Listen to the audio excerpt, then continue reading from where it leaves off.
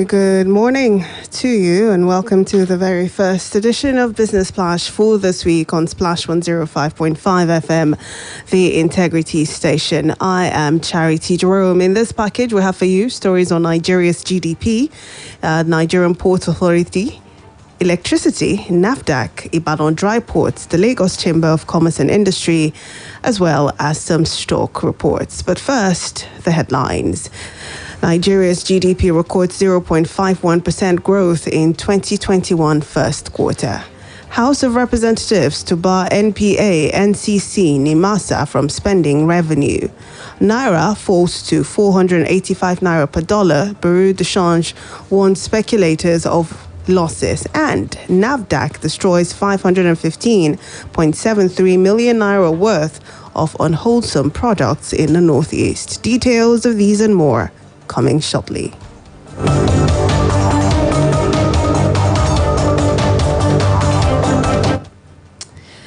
Nigeria's gross domestic product GDP has recorded a growth of 0.51% year-on-year in real terms in the first quarter of 2021. The National Bureau of Statistics, NBS, disclosed this in the latest Nigeria Gross Domestic Product report released on Sunday. It noted that the new figure represented 2 consecutive quarters of growth, following the negative growth rates recorded in the second and third quarters of 2020.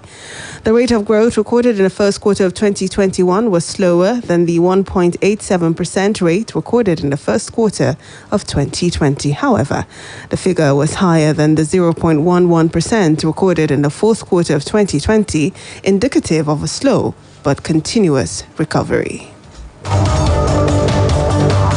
Meanwhile, the Lagos Chamber of Commerce and Industry, LCCI, has said that the 2021 first quarter 0.40% gross domestic product increase, though a pleasant surprise, is not reflective of the manufacturing sector current realities. Director General, LCCI, Dr. Muda Yusuf, said this in reaction to the National Bureau of Statistics GDP first quarter 2021 report yesterday in Lagos. According to the report, the nation's GDP rose from 0.11% in the fourth quarter of 2020 to 0.151% in the first quarter of 2021, translating to a 0.40% increase. Yusuf said the recovery of the manufacturing sector from a negative growth territory in quarter 4 of 2020 is a positive growth level of 3.4% in quarter 1 2021 was a pleasant surprise. As a result, the LCCI DG stressed that the NBS data did not reflect the reality of the experiences of most manufacturers. He, however, welcomed the expansion of 2.28% in the agricultural sector, 6.31% of the information and communication technology ICT sector, and the 8.66% of the electricity sector. Yusuf said that a lot of issues remained to be resolved in the electricity sector, with supply in many parts of the country still epileptic and the metering program not keeping pace with demand. The House of Representatives is moving to prevent some ministries, departments, and agencies from further spending and diverting the revenue they generate, especially the Nigeria Ports Authority, the Nigerian Communications Commission, and the Nigerian Maritime Administration and Safety Agency. The affected MDAs will now be confined to the single treasury account of the federal government, while they can only spend funds and for the purpose they were appropriated by the National Assembly. Chairman of the House Committee on Public Accounts, Mr. Wolioke, had sponsored 4 bills seeking to amend the NPA and NCC and NIMASA Acts, as well as the Fiscal Responsibility Act. Oke particularly cited the current issues in the NPA under the leadership of the suspended Managing Director, Hadiza Bala Usman. The House of Representatives has mandated its Committee on Power to engage the distribution companies, and other relevant regulatory agencies to find a lasting solution to the transferred debts incurred by old electricity consumers to new users by distribution companies in Nigeria. This was the resolution of the Green Chamber following a motion moved by Honourable Shoyinka Olatunji at plenary.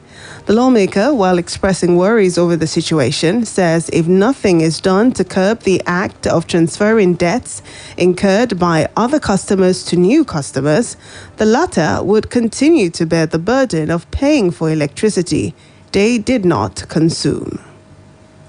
I am saying that in making recommendations, as I'm extending to it, to the committees concerned, that they should look critically that even the customers that have defaulted over the years can be recalled to pay for such bill instead of transferring such bill to the new customer. It is on this ground I rest my case. My own amendment is the committee should investigate the status of prepaid meter as a policy of the federal government, its level of implementation.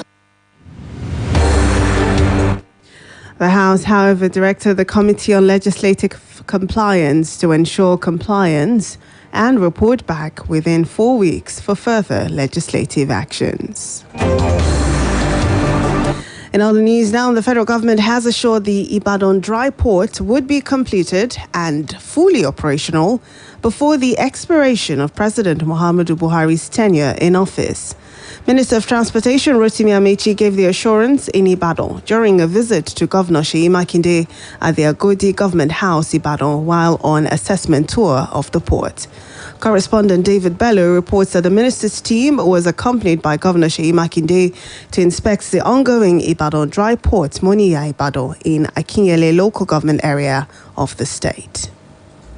In March 2006, the federal government approved plans for 6 dry ports to be developed under the public-private partnership using a build-own-operate-transfer model and chose 8 locations within the country, which would have the same function as a seaport, including the ability to process cargo and clear it through customs. The ports are expected to boost the economy of the nation. The Minister of Transportation, while speaking on factors militating against the project, explained that the federal government only has access to 40 acres of land out of the 90 donated by the Oyo State government for the Ibadan Dry Port project. Mr. Amechi stressed the need for the present government and the state to create a road between Moniya and Old Oyo Road so as to reduce the pressure within the city when the port became operational. Part of the regulation is that when the government acquires land and gives to the federal government for the IDP,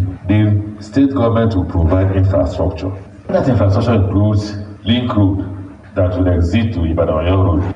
You need to build a road between Moniya to link Moniya with the old Ibadan Oyo Road. At the moment we start trucking cargoes from Lagos to Moniya, you have pressure in your city if there is no road there. Responding, Governor Seyi Makinde said the state will partner with the federal government to make the port fully operational. Oyo State has actually moved quite a bit. We have completely reconstructed the Moniya to Isheyin Road. You have the commitment of the state government that we sure want this project and we'll do everything within our power to see it into reality. Governor Makinde equally pledged that the state would fulfill its part on the 15% equity agreement on the project. In Ibadan, David Bello reporting. The National Agency for Food and Drug Administration and Control, NAFDAC, has destroyed unwholesome foods and products worth 515.73 million in the Northeast. The information is in a statement signed by NAFDAC's resident media consultant, Mr. Olusayo Akintola, in Abuja. Akintola, who stated that the destruction was carried out in Gombe, added that the agency's Director General, Professor Mojisola Adeyeye, was represented at the exercise by Mrs. Daliim Josephine, the NAFDAC coordinator in Bauchi State. NAFDAC boss said that the agency will not rest on its oars until Nigerian markets are rid of fake and substandard goods, drugs, falsified medicines and dangerous cosmetics.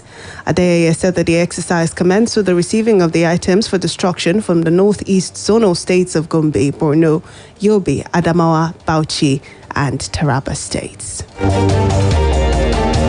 The Lagos State Government, through its Ministry of Home Affairs, says it has registered 400 money lenders across the state in the last 2 years. The Commissioner for Home Affairs, Mr. Anofiu Elegushi, said this in Ikeja during the 2021 ministerial press briefing to commemorate the second year in office of Governor Babajide Sanwo-Olu. Elegushi said that the ministry was in partnership with the money lenders sector. He said that the arrangement was structured in a way that most of such organizations were mandated to register with the ministry for the coordination of their activities. According to him, the partnership has assisted small-scale business owners in the state to keep their petty businesses afloat without having to contend with high interest rates of the big banks. Elegushi said the government had been involved with public-private partnerships to the extent that other state governments in Nigeria come to understudy Lagos State with a hope of replicating same in their various states. He said that Lagos remained the first when it came to collaborations and that has resulted in the progress made so far in all sectors of the Lagos economy, making it a 21st century city comparable to other major world cities like New York, Paris, and London. The Nigeria currency weakened against the United States dollar at both the parallel market and investors and exporters window. The naira fell to 485 against the greenback at the black market from 484 on Thursday. Last weekend, the Central Bank of Nigeria removed its official exchange rate of 379 naira per dollar from the homepage of its website. Meanwhile, the Association of Bureau de Change Operators of Nigeria said that foreign exchange speculators would lose over 100 billion naira in the next 1 month as the CBN sustained massive funding for Bureau de Change operators. The president, ABCON Alhaji Aminu Gwadabe, said that the CBN was committed to improving funding for over 5,000 BDCs nationwide in a new move to deepen market liquidity and protect the naira against speculators. He linked the continued fall of the naira at the parallel market and I&E window to currency speculators hoarding dollars to profit from the currency crisis. He said speculators were creating artificial scarcity of the greenback in the market to cause more woes for the local currency. It's time to link up now with Femi Ojo for stock exchange reports. Beautiful morning to you out there. Here is the summary of trading activities on the floor of the Nigerian Stock Exchange for last week, Friday, the last day of trading for the week. That's the 21st day in the month of May 2021. Bearish way to close the market for investors that day as the Hosha Index dropped by 0.01% to close at 38,324.07 basis points. Over 174.3 million units of shares valued at over 1.952 billion naira was traded in 2,581 deals. We have the equity capitalization at the close of trading summing up to over 19.975 trillion naira. Straight to the top three gainers for the trading activities. We have Prestige top in the park, gaining 4 kobo to close at 53 kobo. Wapid gained 4 kobo also to close at 54 kobo. And the Nigerian Police Microfinance Bank gained 12 kobo to close at 1.78 kobo. For the decliners, we have CI Leasing top on the losers pack, losing 44 kobo to close at 4.06 kobo. Champs lost 2 kobo to close at 20 kobo, and Julius Baja lost 190 kobo to close at 19.10 kobo. For the major players, we have Champs top on that park, trading over 36.8 million units of shares. UACN traded over 25 million units of shares. Boa Cement traded over 10.2 million units of shares. And Benefit traded over 8.7 million units of shares. And FBN Holdings traded over 8.7 million units of shares. That was the summary of trading activities on the floor of the Nigerian Stock Exchange for last week, Friday, the 21st day in the month of May 2021. Join me on Wednesday when I bring you the summary of today's trading and that of tomorrow's trading. I am Femi Ojo. It's now over to you, Chacha, for the rest of the news. Many thanks, Femi. And that's it on Business Splash for today on Splash 105.5 FM, your integrity station. Join us again on Wednesday for another fresh edition. My name is Charity Jerome. Good morning and thank you for listening. Quick, charge at 240. Hot news, cool vibes, sports, and more